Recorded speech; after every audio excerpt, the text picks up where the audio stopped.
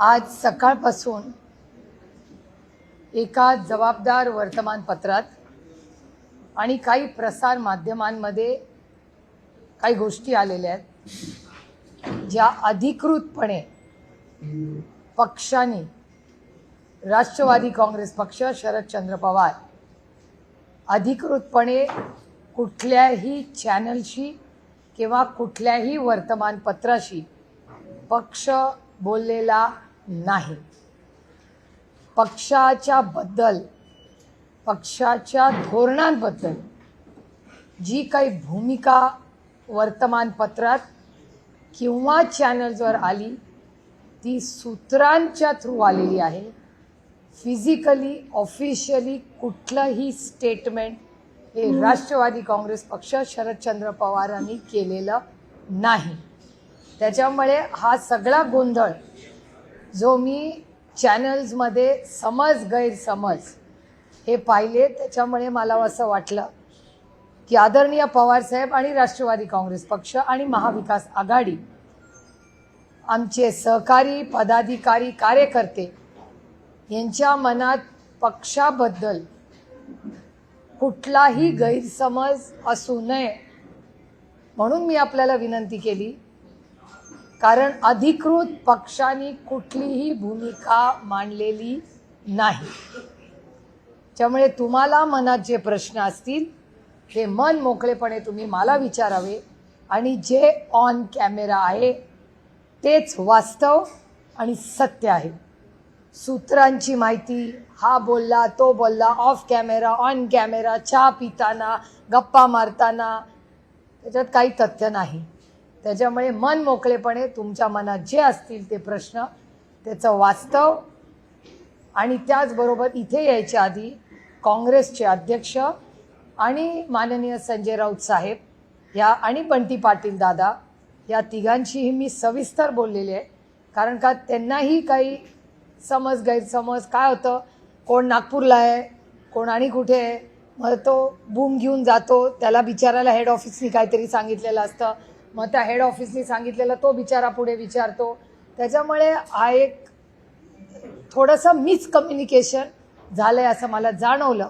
म्हणून मी आपल्याला विनंती केली की तुमचे जे काही प्रश्न आहेत आणि पक्षाची काही ठोस भूमिका आहे ही पक्षाच्या वतीने आदरणीय पवारसाहेब, माननीय जयंतराव, माननीय शशिकांत शिंदे साहेब या सगळ्यांची चर्चा करून सगळ्या खासदारांना आणि आमदारांना माहिती देऊन मी तुमच्या समोर आज इथे बसलेली आहे।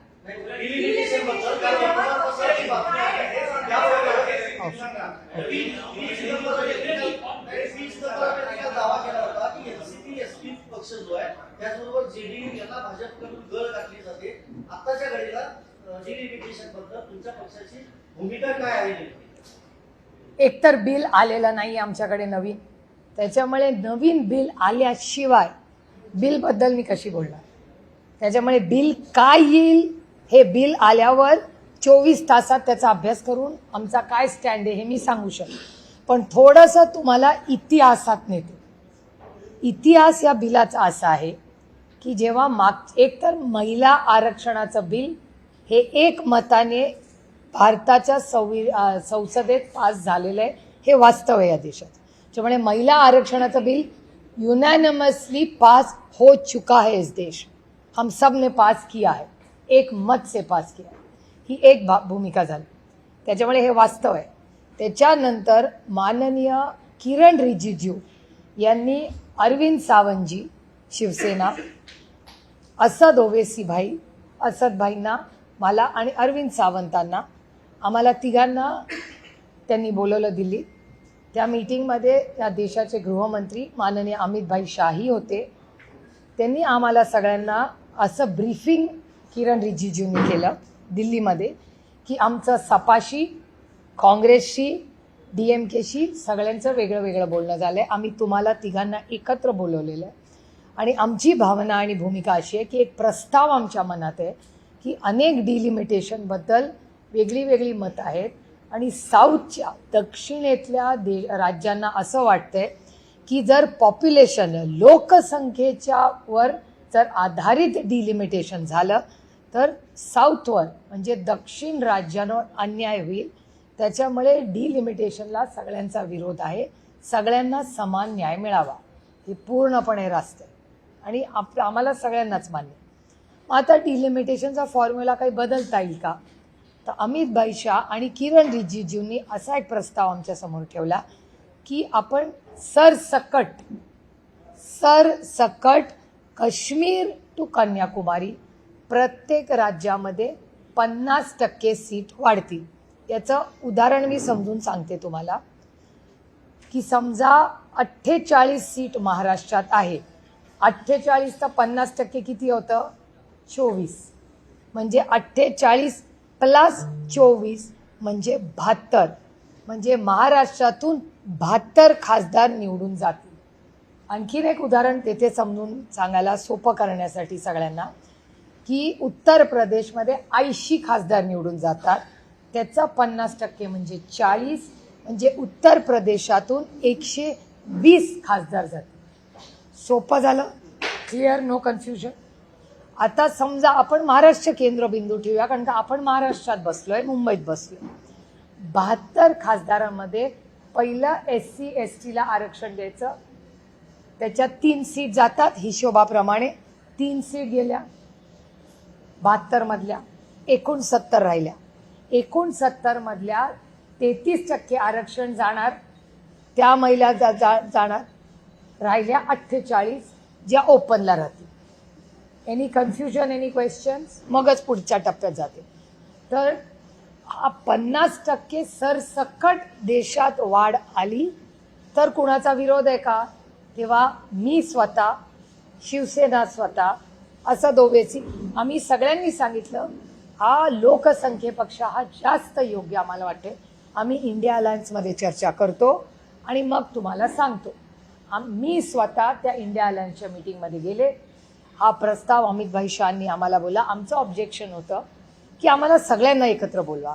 तुम्ही सपाला, तृणमूलला, काँग्रेसला असं वेगळं वेगळं बोलू नका.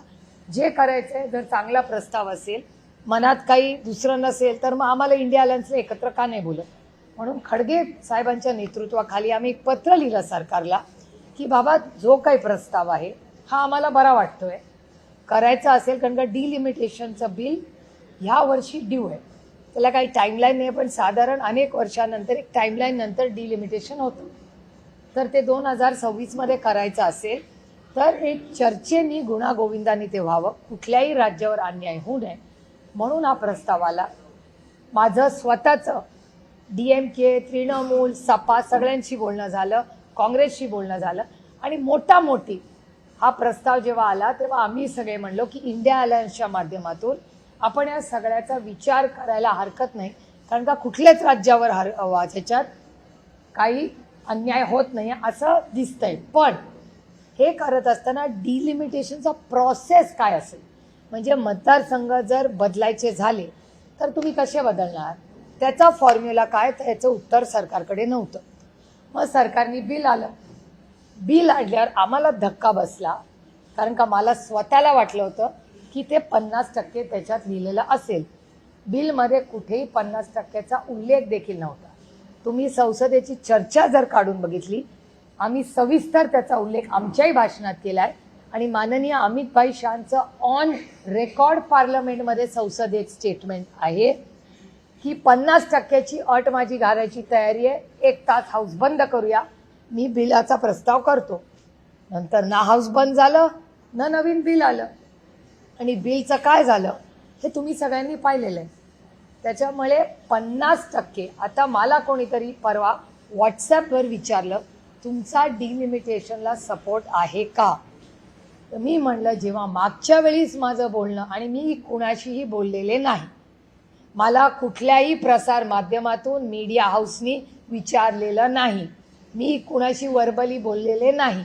मला काल एक व्हॉट्सॲप आला की आर यू सपोर्टिंग, त्याचं मी उत्तर लिहिलं की we will consider provided consider, इंग्रजी मी रिपीट करते, consider supporting if the 50% cap is to be discussed and the bill how will it be implemented is still a question mark.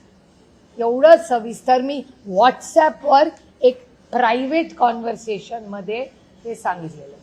आता private कॉन्व्हर्सेशन्सच्या जर बातम्या होत असतील तर मग आता आजपासून तुमच्याशी प्रायव्हेट व्हॉट्सॲपवर का बोलायचं का नाही हा पण प्रश्न झाला.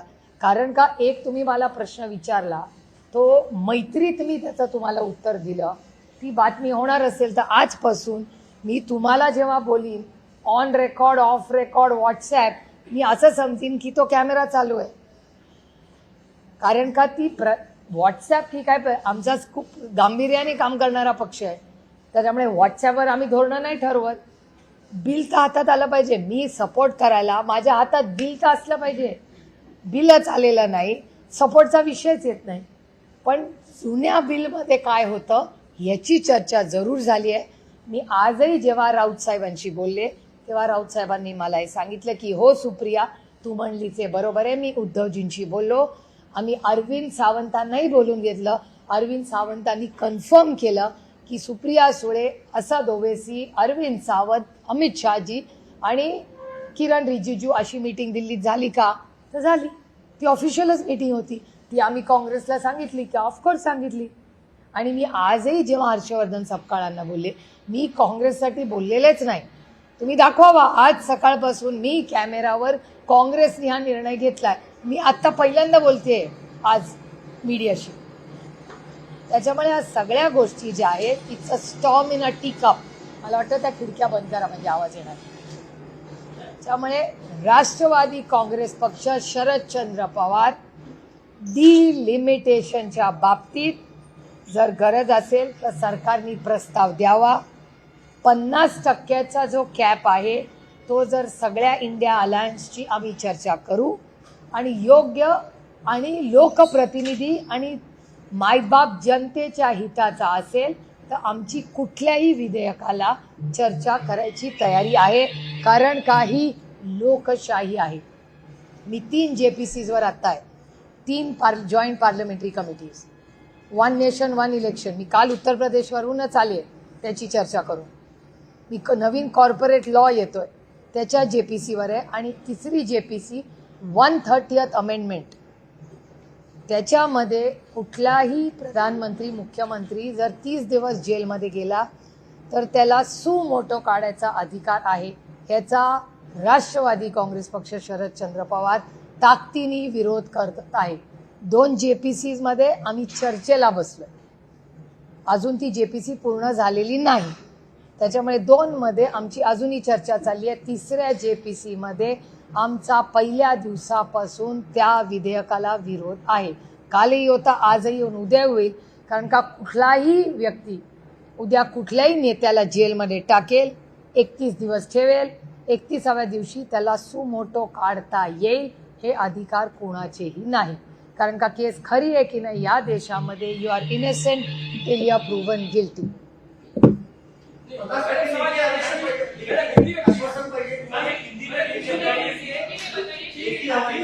मला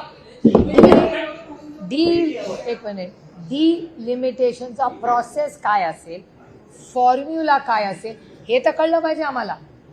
आमचं म्हणणं आहे डिलिमिटेशन काळाची गरज आहे असं सरकार म्हणते. ठीक आहे आमची चर्चेला बसायची तयारी आहे. पण तुम्ही एकतर साऊथच्या राज्यांवर अन्याय होणार नाही ह्याची खबरदारी घेतलीच पाहिजे. कुठल्याच राज्यावर अन्याय होऊ नये. आणि म्हणून मी DMKचा आवर्जून उल्लेख केला. कारण का DMK पक्षाची माझं सविस्तर बोलणं झालेलं आहे. आणि 50% सीट जर वाढणार असतील तर DMK ह्याचा विचार करायला, मी हो म्हणलेले नाही, विचार करायला आपण सगळे इंडिया अलायन्समध्ये बसूया. ही DMKची लाईन मी स्वतः ऐकलेली आहे. त्याच्यामुळे त्यांच्या ह्या सगळ्यांबरोबर चर्चा करूनच इंडिया अलायन्स एक मताने निर्णय घेईल. असं झालं त्याच्या आधी ना 50%चं आलं ना फॉर्म्युला आला आणि विधेयक पडलं. आणि त्याच्यामुळे नवीन विधेयक आमच्याकडे आलेलं नसल्यामुळे आम्ही विधेयकावर कसं बोलणार.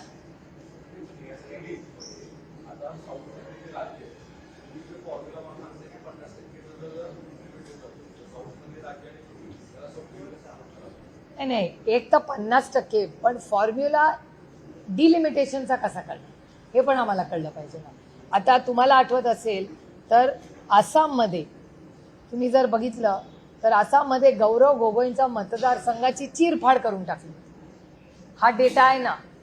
त्याचबरोबर पुण्यामध्ये कॉर्पोरेशनचे जे वॉर्ड्स आहेत त्याच्यामध्ये दत्ता धनकवडेंचा वॉर्ड हा पूर्णपणे तोडून फोडून टाकला होता. आणि हे तुमच्याच चॅनलवर दत्ता धनकवडेंनी ही कंप्लेंट दिवंगत नेते अजितदादा पवारांना सांगितली होती. हे तुमच्या चॅनलवर दाखवलेली गोष्ट. तर पुणा म्युन्सिपल कॉर्पोरेशनमध्ये तोडलेले फोडलेले वॉर्ड, आसामच्या इलेक्शनमध्ये तोडलेले फोडलेले मतदारसंघ, त्याच्यामुळे काळजी वाटणं साहजिक आहे ना. डिलिमिटेशन व्हावं नाही व्हावं, 50% वाढवावं, काय फॉर्म्युलाची चर्चा तर झाली पाहिजे नाही का. सशक्त लोकशाहीमध्ये चर्चा तर झाली पाहिजे. आणि प्रस्तावच आला नाही, त्याच्यामुळे प्रस्ताव नाहीच आला म्हटल्यावर आम्ही बोलणार कसं त्याच्यावर.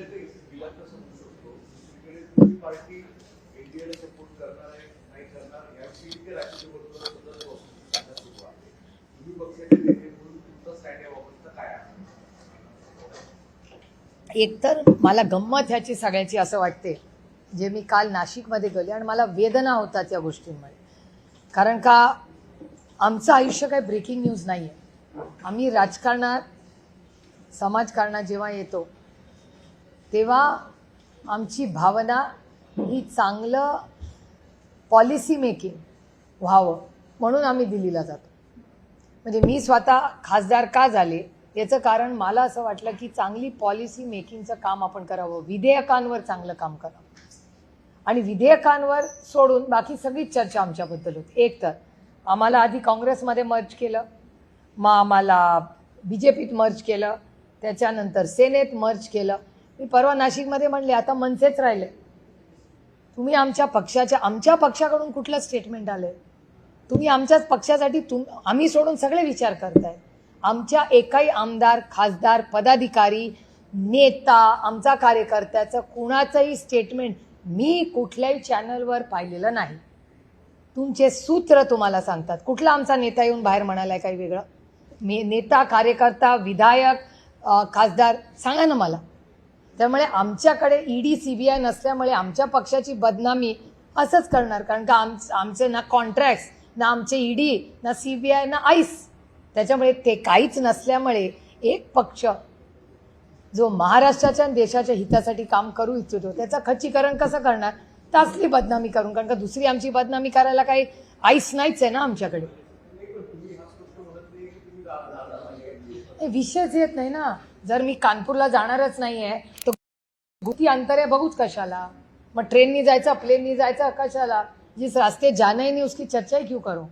आम्ही इंडिया अलायन्समध्ये काम करतोय आणि आमच्या या सगळ्याबद्दल मग काँग्रेस असू दे किंवा ना काँग्रेसने आम्हाला प्रस्ताव दिलाय ना आम्ही काँग्रेसला प्रस्ताव दिलाय, ना भारतीय जनता पक्षाने आम्हाला प्रस्ताव दिलाय ना आम्ही दिलाय. त्याच्यामुळे ना NDAचा प्रस्ताव आहे ना काँग्रेसचा प्रस्ताव आहे. आम्ही आहोत तिथे आम्ही सुखी आहोत.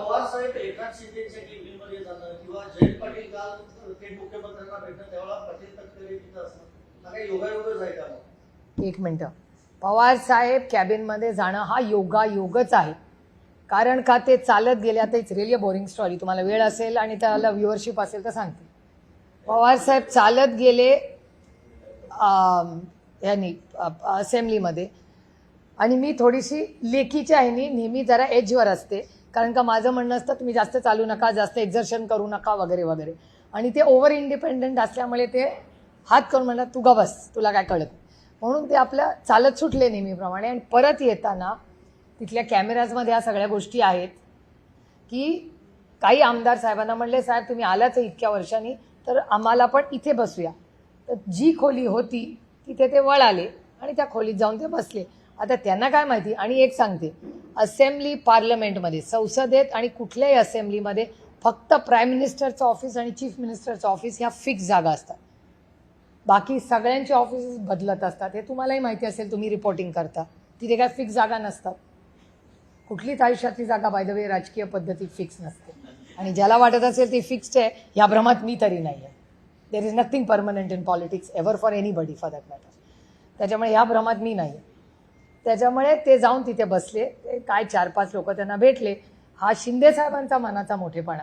अच्छे को अच्छा बोलना चाहिए. आता त्याची न्यूज कराल की शिंदे साहेबांचं ताईंनी कौतुक केलं.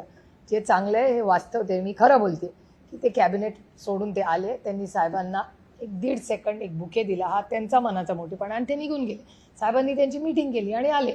त्यानंतर राऊतसाहेब नाराज झाले. मी स्वतः राऊतसाहेबांना फोन करून सांगितलं की राऊतसाहेब असं असं झालं. दुसऱ्या दिवशी तुमच्याच चॅनलवर राऊतसाहेबांनी हेही सांगितलं की हो, मला फोन आला होता, मला आता कळलं, आता माझी नाराजी काही नाही.